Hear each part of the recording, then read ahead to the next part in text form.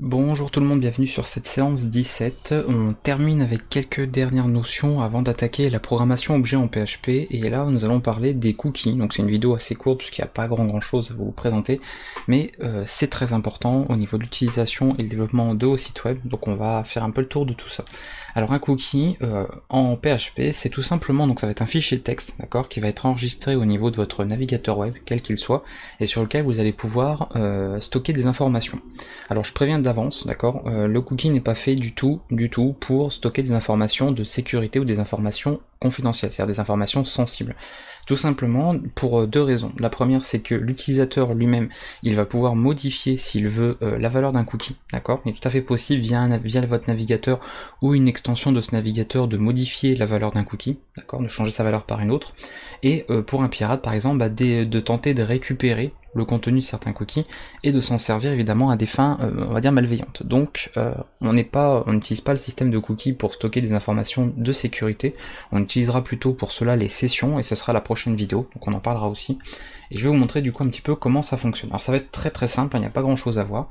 La première chose que vous allez voir, c'est comment créer un cookie, d'accord, comment l'enregistrer, et ensuite on verra comment afficher tout simplement la valeur d'un cookie, puisque c'est à ça que ça sert.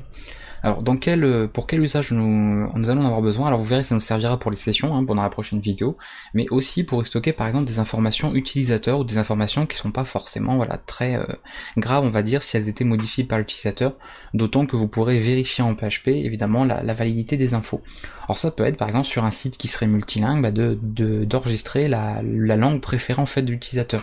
Ça peut être également, si vous avez un site multi-thème, d'enregistrer le thème choisi, ou le fuseau horaire, vous voyez, des informations comme ça, ou un surnom, enfin bref, on peut enregistrer vraiment pas mal d'informations.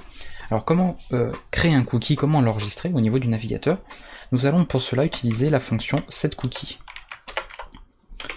Donc la fonction setCookie, la première règle à savoir, c'est qu'elle doit être placée, elle doit être utilisée, appelée, avant tout code HTML, et même plus exactement avant tout espace blanc. C'est-à-dire que si par exemple vous avez ça, vous laissez des espaces, d'accord, ou même voilà ici un espace comme ça, vous aurez des erreurs, d'accord, tout simplement puisque cette fonction a besoin de se faire avant toute requête HTTP, donc la requête ici pour générer notamment notre page HTML. Donc il faut absolument qu'il n'y ait rien avant l'appel de cette cookie, d'accord, de la fonction qui va nous permettre de créer notre cookie en stockant l'information que nous voulons. Donc assurez-vous vraiment de rien avoir. Vous voyez là, j'ai un espace par exemple, il faut vraiment pas qu'il y en ait. Aucun espace blanc, aucune ligne blanche, évidemment aucun code HTML avant. Donc vous le placez tout le temps, ou peu importe votre architecture, donc votre manière de développer votre site, vous vous assurez toujours de l'appeler avant tout autre code. Cette cookie, elle prend plusieurs paramètres. Le premier, ça va être le nom du cookie, ok. Donc nous, par exemple, on peut faire on va faire un cookie, par exemple, qui définit la langue choisie par l'utilisateur. Genre, on a un site en français, en anglais, et ça lui permettra comme ça, à chaque fois qu'il viendra rendre visite sur le site, eh bien, de l'avoir dans la langue qu'il a choisie, plutôt que ce soit mis par défaut tout le temps en anglais, par exemple, et qu'il soit obligé de changer tout le temps, ce qui peut être désagréable. La valeur du cookie en deuxième paramètre, donc là, on peut dire, par exemple, nous ici, par défaut, on va mettre fr, ok. Le troisième paramètre, ça va être tout simplement le temps donc avant expiration, d'accord, le temps où le cookie va rester en fait valide avant d'expirer, d'accord, avant d'être supprimé tout simplement. Donc pour cela, on peut utiliser la fonction time, d'accord, qui est liée à l'époque Unix, mais j'en ai déjà parlé, d'accord, par rapport au temps passé depuis l'époque Unix. Donc là, on prend le temps qui s'est déroulé depuis cet instant-là, et ensuite, selon la durée que l'on veut faire, on peut y ajouter un certain nombre de secondes, d'accord. Donc si on veut faire par exemple un an, et bien on fera 3600 secondes, d'accord, fois 24 heures, ok, ça nous fait du coup une journée, fois 365 pour avoir les 365 jours de l'année, ok. Donc en faisant ça, on aurait tout simplement un cookie valable pendant un an, ok. Donc en général, c'est ce qu'on fait, c'est une valeur assez récurrente, donc on va mettre ça. Ensuite, nous avons un autre paramètre qui va permettre, alors c'est des paramètres qui vont pas nous intéresser pour le coup, d'accord. C'est le paramètre qui va nous permettre, donc le prochain, pour avoir le chemin, d'accord, du cookie. On l'utilise assez rarement, à moins de vouloir spécifier le cookie à un endroit précis, d'accord, au niveau de votre arborescence. Donc nous ici, comme ça ne nous intéresse pas, on va mettre le paramètre annul. Le suivant, c'est le nom de domaine, d'accord, le domaine sur lequel le cookie va être appliqué. Pareil, à moins d'avoir vraiment un système de nom de domaine très spécifique, il faudra à ce moment-là le spécifier. Sinon, vous pouvez évidemment indiquer nul pour dire voilà, je ne passe aucun domaine en particulier. Ensuite, nous avons, et ça c'est très très important, l'autre paramètre c'est au niveau sécurité, d'accord? Enfin même les deux derniers paramètres sont très importants. C'est le paramètre suivant, c'est pour vous dire si le cookie doit être sécurisé, c'est-à-dire doit être sécurisé avec HTTPS. Donc si votre site est en HTTPS, il faudra passer ce paramètre-là à true. Si ce n'est pas le cas, donc moi ici ce n'est pas en HTTPS, vous mettez ce paramètre à false, ok? Et le dernier, c'est tout simplement pour dire que l'accès au cookie ne se fera qu'en HTTP, d'accord, et non pas en JavaScript. Très important, parce que JavaScript, ça peut entraîner des failles de sécurité. Donc ça, dans tous les cas, je vous le dis, le dernier paramètre, c'est-à-dire celui qui spécifie si c'est en HTTP only, pour l'accès au cookie, mettez-le tout le temps à true, d'accord, pour empêcher tout simplement la récupération et l'accès au cookie via du JavaScript, parce que ça peut, du coup, engendrer une faille supplémentaire sur votre site, donc voilà, quand on peut l'éviter, c'est toujours mieux. Donc ça, vous allez souvent mettre ces paramètres-là, d'accord, nul, false, true, vous pouvez les retenir comme ça. Et les plus importants, c'est cela, quoi. Le nom du cookie, sa valeur et le temps avant expiration. Voilà. Là, nous allons donc créer un fichier texte, en fait, d'accord, qui aura donc comme nom langue et qui aura pour valeur fr. D'accord. Donc on va faire ça.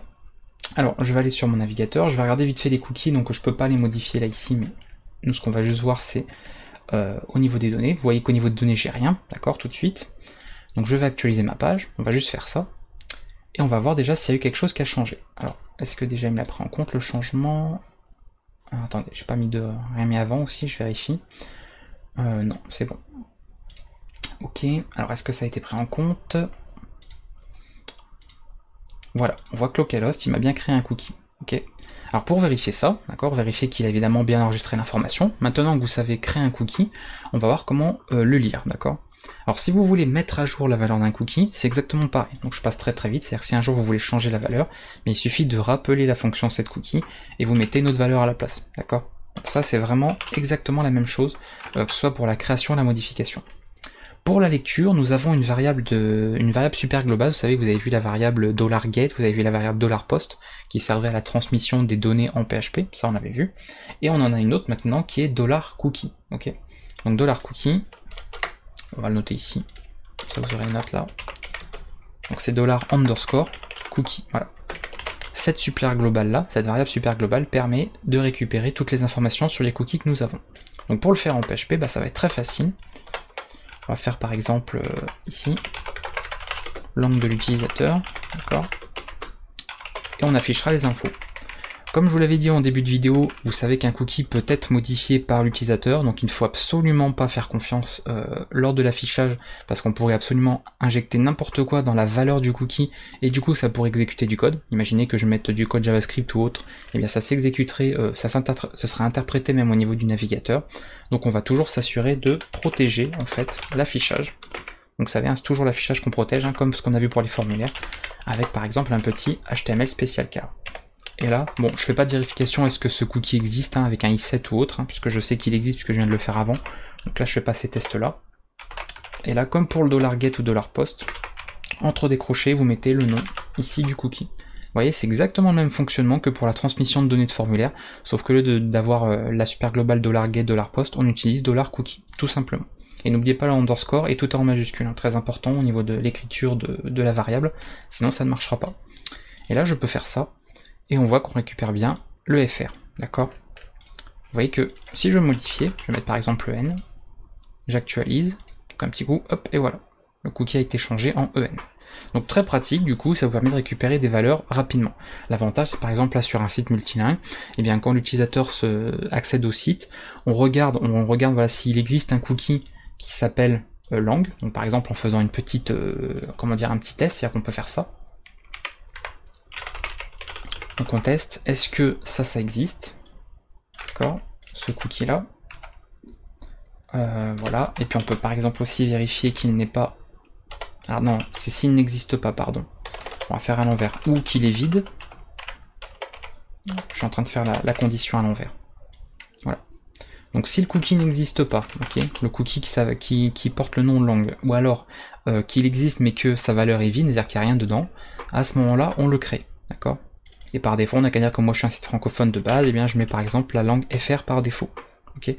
Et à ce moment-là, bah, au niveau de notre site, on pourra charger la langue correspondant au cookie qui a été choisi là, en vérifiant bien, d'accord. Par exemple, si on voulait faire une sécurité supplémentaire, et bien on peut avoir une liste de valeurs de langue compatible, d'accord, valide, donc genre FREN, comme ça, bah, s'il y a un petit malin qui s'amuse à mettre par exemple RU pour du russe, eh bien on mettra un message d'erreur pour dire que ça ne marche pas, ou alors on appliquerait notre langue par défaut, d'accord. Donc attention évidemment, si vous utilisez les cookies pour paramétrer certaines choses sur le site, vérifiez toujours que la valeur du cookie fait partie des valeurs que vous avez autorisées. Si c'est pour un paramètre de langue, un paramètre de thème, il faut évidemment que ce soit quelque chose de valide, hein, sinon vous aurez des comportements inattendus. Voilà du coup comment que ça se passe, hein. On va s'arrêter là pour cette vidéo, c'était très court comme je vous l'avais dit. Vous savez maintenant comment créer un cookie. Là, je rappelle que c'est juste un fichier au niveau du navigateur qui permet de stocker des petites informations non sensibles, d'accord. Il ne s'agit pas de stocker des informations de sécurité ou confidentielles. Et après vous pouvez les afficher en utilisant la variable super globale $_cookie, tout en majuscule. Et comme ça vous pourrez accéder aux éléments et les afficher. Voilà, voilà. Dans la prochaine vidéo, nous verrons les sessions, ce sera un peu plus long, ça utilise les cookies justement, et là on pourra justement s'en servir pour stocker des informations de sécurité, puisqu'ils sont là pour ça. Donc on prendra le temps d'expliquer ça dans la prochaine séance, la 18. En attendant, si vous avez des questions, n'hésitez pas à laisser des commentaires. Après, bon, normalement, c'était pas trop compliqué, je pense que je vous ai montré là. Et bah, n'hésitez pas aussi à tester dans vos codes, hein, commencer à faire usage de ces petits fichiers-là pour voir un petit peu l'utilité que ça peut avoir et voilà, le gain de temps que ça peut vous... Parce que ça peut vous apporter en tout cas en plus sur vos sites web. A très bientôt tout le monde pour la prochaine vidéo.